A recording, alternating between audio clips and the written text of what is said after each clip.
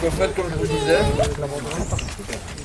le disais dès le départ, en fait, je vais vous raconter une petite histoire qui n'est vraiment pas drôle du tout et qui est pour moi inimaginable, qui est tragique, qui s'appelle Brian. Il y a plus ou moins 3 jours d'ici, ce petit garçon se trouve au seuil de la mort. La mère et son beau-père ont eu l'idée de le frapper. Dans les coups qu'ils lui ont portés, il y a eu un traumatisme crânien, hématome généralisé, brûlure, morsure, lésions neurologiques irréversibles. Il n'y avait plus 1 centimètre sur le corps de peau en bon état. Alors j'ai quelque chose à vous dire. Je préfère franchement voir mourir ses parents que de voir ce petit bout qui n'a rien demandé en tant que martyr pour le restant de sa vie. Car messieurs et mesdames, pourquoi je dis ça? Parce que ce petit garçon vient d'être amputé de son sexe. Alors franchement désolé de ne pas pouvoir crier franchement cette histoire haut et fort. Mais j'ai honte en fait. Franchement j'ai une honte. J'ai honte de laisser ces gens vivre en paix. Et j'ai honte de cette gouvernance qui ne mérite pas de porter les couleurs de mon pays et qui les protège. J'ai honte qu'il n'y ait plus de cordes sur nos grandes places. J'ai surtout honte pour ce petit bonhomme de laisser vivre dans ce monde atroce qu'on nous impose. Mais je suis fier de nous. De le soutenir comme nous pouvons malgré le calvaire. Alors je vous le dis très sincèrement, que vous ayez un enfant, que vous l'envisagez, protégez-le un maximum. C'est un cadeau venu du ciel. Que le peuple m'entende, je vous demande pour toutes ces petites victimes d'énoncer chaque acte de suspect. Sachez qu'il y a 80 millions de personnes dans le monde qui ne savent même pas avoir d'enfants. Ben alors il y a des centaines de millions qui sont victimes d'abus sexuels et dont on n'en parle pas. Alors j'ai encore plus honte. C'est des services sociaux ici à l'heure actuelle qui étaient au courant de ce qui se passait depuis le mois d'avril. Alors qu'on entend parler à l'heure actuelle qu'il y a 5% de cas sur 100 qui sont seulement jugés. C'est une folie dans le monde dans lequel on vit. J'aimerais bien aussi vous montrer ce petit garçon, parce que franchement à 2 ans et demi, il était pas mal du tout. Pour ceux qui ne l'avaient jamais encore vu. C'est que nous ne sommes pas les protecteurs de tous ces bourreaux d'enfants. Nous ne sommes pas des violeurs ni des tortionnaires, alors j'ai une chose à leur dire, regardez-vous dans une glace, car vous qui votez, c'est parti, vous êtes autant coupables.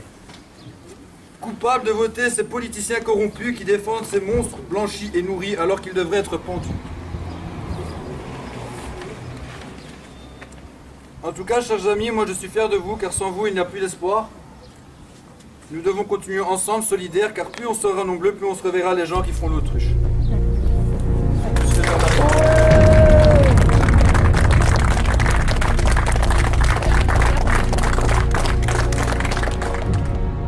Voilà, merci à Philippe pour son beau discours tellement réaliste. Voilà, pour ceux qui ne me connaîtraient pas, je m'appelle Eddy De Smet, je suis un des cadres du mouvement Nation. Donc voilà, et l'important ici, c'est vous êtes assez nombreux, mais il ne s'agit pas le problème n'est pas d'être un nombre certain. Le problème, c'est de faire l'action, c'est de se mobiliser. Et nous ne sommes pas des usurpateurs comme les partis traditionnels du système, nous bougeons. Nous avons bougé à Malone, et ici, nous sommes dans la semblable thématique, c'est-à-dire nous sommes dans le registre des crimes odieux à l'égard des enfants. Nous avons bougé pour la libération conditionnelle de Michel Martin et je peux dire que franchement la pédophilie peut être assimilée à ce genre de pratique ici, c'est-à-dire la maltraitance d'enfants.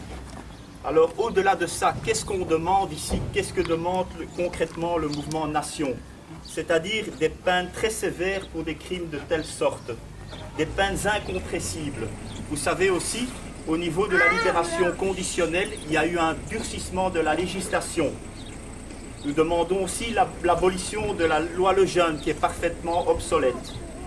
On va maintenant, comme je l'ai dit, jusqu'à la moitié de la peine. Mais ce n'est pas suffisant. Nous demandons au moins une peine assortie aux 2/3, une peine de sûreté. Des peines incompressibles et nous ne sommes pas étonnés de ça, mais nous défendons ce principe. Nous sommes peut-être les seuls à le défendre, mais nous nous prononçons très clairement pour la peine de mort dans des cas tels que celui-ci s'est présenté.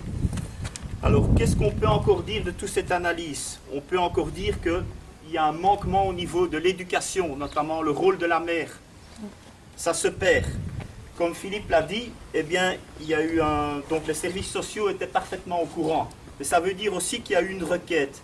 Mais s'il n'y a pas de suivi, ben c'est classé sans suite, tout simplement. Donc voilà le laxisme des institutions belges, de la justice, l'impunité.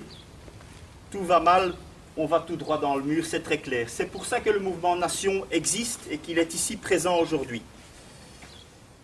Donc voilà, je pense que j'ai fait le tour de la question et voilà, on demande un renforcement de la législation, donc des peines très sévères, pas de pardon, parce que ce sont finalement des cas pathologiques où l'auteur n'éprouve jamais de regret.